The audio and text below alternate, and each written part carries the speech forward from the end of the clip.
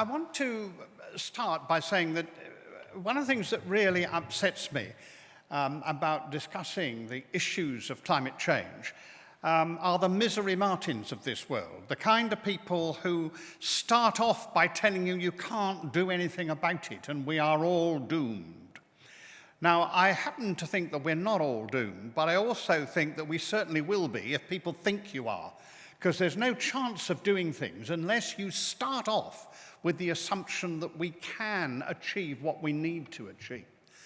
And that is why, for me, the Climate Change Committee's recent report is so important. I mean, first of all, the first government in the world to actually ask an independent body to tell them how to do what they'd signed up to in Paris.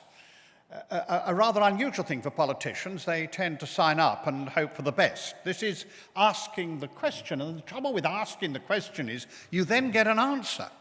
And once you've got the answer, it's extremely difficult to avoid taking it seriously.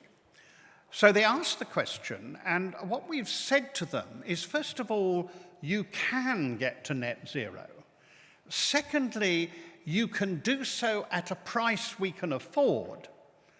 And thirdly, you can do it according to a timescale which is sufficiently fast, actually, to achieve our ends. Now, that's not to suggest for one moment that it's going to be easy.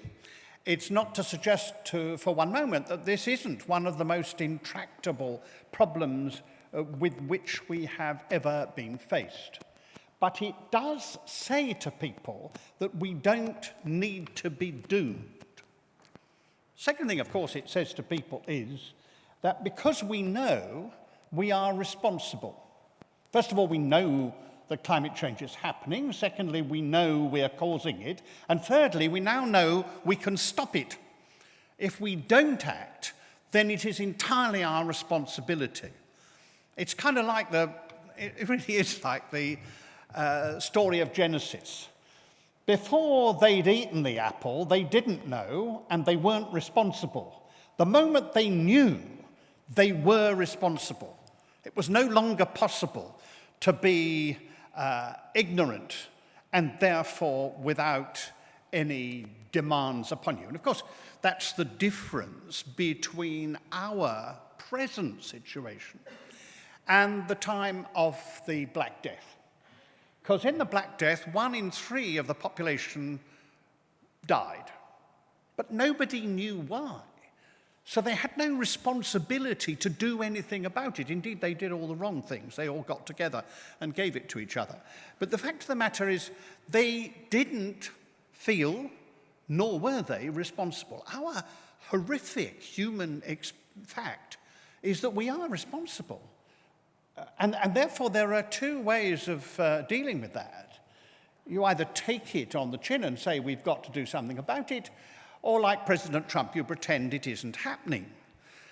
His excuse is that it isn't true.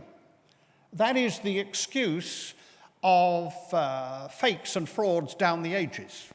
Of course, I'm entirely unbiased about the president. The truth is, though, we have to accept that it is true, that it is happening, and we now, therefore, are responsible for dealing with it. So what does that lead us to say?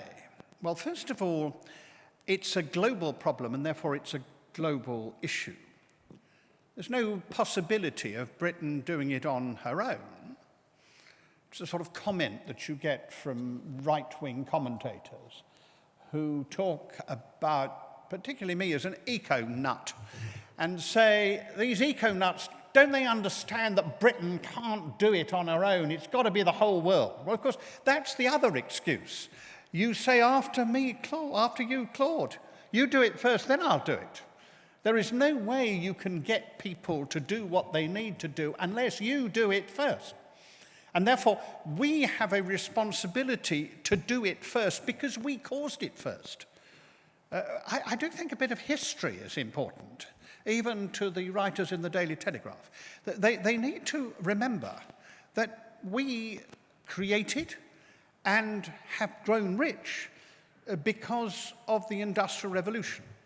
Of course, we didn't know that what that industrial revolution was doing was changing the very climate upon which we depended.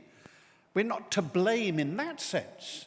But given that we did do it and we have grown rich because of it, then the first fact is that we have to accept that it's not only our responsibility, but it's our particular responsibility. Most of the climate change that is happening now has been caused by this country, because that's the time lag that you have. So we have a moral responsibility, but we also have an effective responsibility because, as I say, if you don't do it yourself, you can't expect other people to follow. So we have to do it, and we have to set the example, and we have to pay for those who are in developing countries so that they can jump the period in which you become rich through pollution to a point in which you can become richer without pollution. That's what our duty and our job is. That's what, for me, is the first principle of a just transition. It's the just transition paid for by the rich so that the poor can reach a proper level.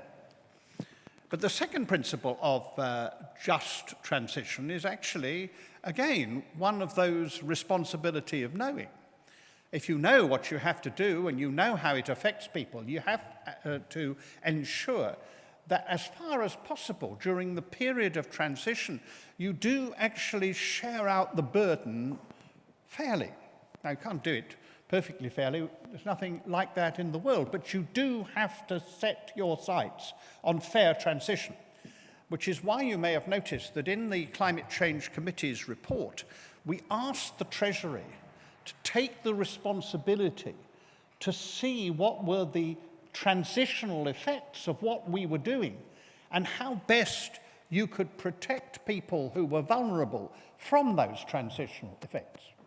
No one is suggesting that permanently you can buck the market, so to speak. That isn't the point.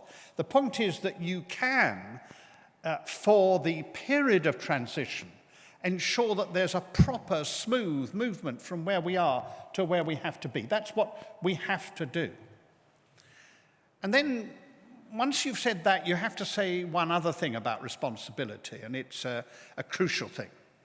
And that is that we won't get there if we don't all get there. That's not just everybody in terms of every section of society. It's responsible in their own way. Not just everybody in the sense of every part of the world, and rich and poor, but also it is every mechanism. There is no simple way forward. Those who suggest that the answer is to have a kind of universally driven centralist system are just missing the point. So are those who think the whole thing can be delivered by the market without any government or local government intervention. Both of them are as wrong as each other. Oddly enough, I've been reading again, I have to say in translation, the poems of Horace. Horace, the great Roman poet. And he makes this wonderful comment of saying that when you look at the world, you have to realize that there is an area within which right, in the sense of the right, the correct, can stand.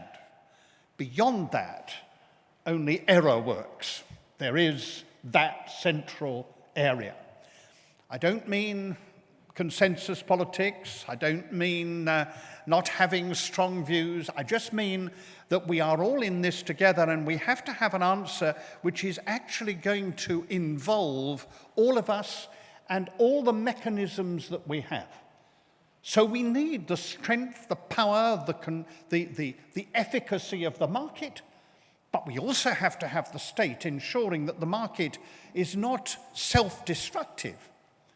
The thing about anybody who is a businessman, and I am, is that you know perfectly well that all businessmen would like to be monopolists.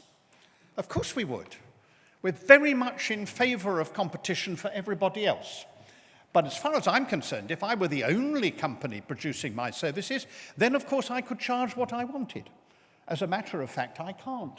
because there are others who offer the services, and I need to be able to compete with them, not only in quality, but in price. And therefore, competition is an essential part of keeping businesses straight and honest. But so are the regulations and the rules under which we all operate. And we all know that at present, many of those regulations and rules are not strong enough. So we've made some very tough statements, for example, about housing. Why the blazes are we building houses today that we're going to have to retrofit tomorrow? Why do we allow people to build crap houses and sell them to people and give those people who buy those houses a long-term energy cost, which itself is damaging to the society? The reason we do is because we haven't changed the building regulations to make it absolutely impossible to do so. The moment you've done that, these, what are now niche bits and pieces, will become mass-produced and the price will fall. The extra cost in housing will be very small, and what there is will go by lowering the price of land, because we all know the price of houses is fixed, not by the real costs, but by what the house builder can get. And if he can't get the margin he wants, he'll pay less for the land. So there's no economic reason why we shouldn't do this. There's only a political and regulatory reason. And that's why we have to take those steps. We know now that we need to have carbon capture, storage and usage. We know that. We know there's no way to achieve what we need to do unless we have that. And the government has begun to help it, but it's got to go much faster than that because we need it. And only government can do the intervention to create the market, which means people will come in and deliver. After all, that's exactly what the government did on offshore wind. The only reason the Americans are talking about offshore wind now is that we in Britain created that market by actually forcing it by government. And we should be proud of that. It's the proper mix of government intervention and the market's strength, competition, and the ability to squeeze cost out, so that now offshore wind is one of the cheapest ways of producing electricity. And I remember when I used to be laughed at by all those tough lovers of heavy industry and the right, saying, oh, it's a rather sort of effete attitude that somehow or other we'll get it from the wind and the sun.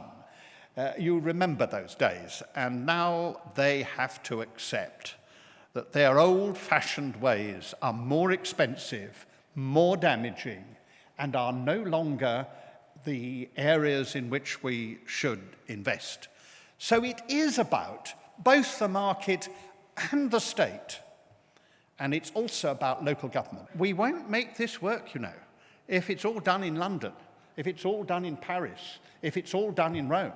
It has to be done in every single community, and that's why the Climate Change Committee has been sponsoring local commissions on climate change, so that local authorities, and I hope Joe will do exactly this, local authorities have a commission on climate change and they commit themselves to accepting the advice of that commission on how they locally will deliver the climate change that is the climate change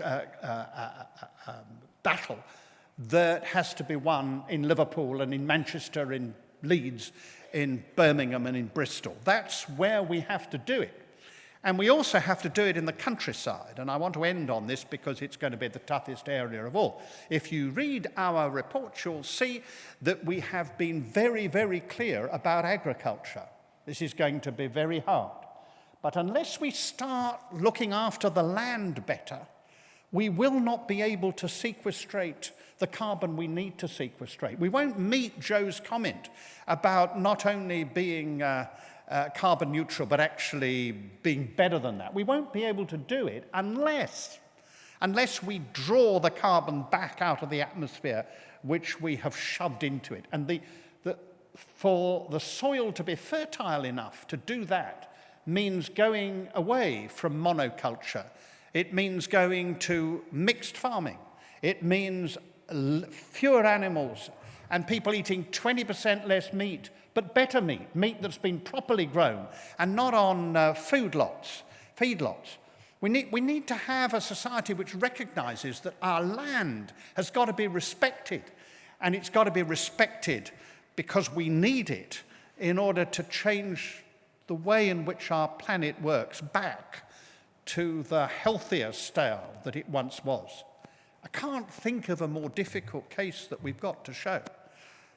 In the report when we published it, I can't say to you that anybody was quite as difficult as some of those farmers who had never been asked to do their part in this. But that's what we've got to do. So this is something for all of us. It's for every country. It's for every section of society. It's for every activity. And it won't wait. So that's the last word. Every time I speak now, my very last word is urgency. We have no time. We have to start now. If we start now, we can do it. We can do it at a reasonable cost, and we can do it in a way which will mean that future generations will look back and see that this is the high point of human activity, because we saw it and we did it, and therefore the human condition was proven for what it ought to be, that we're in charge of ourselves, instead of being the object and the subject of previous generations' mistakes. We know, so we have to act. If we act now, we will succeed.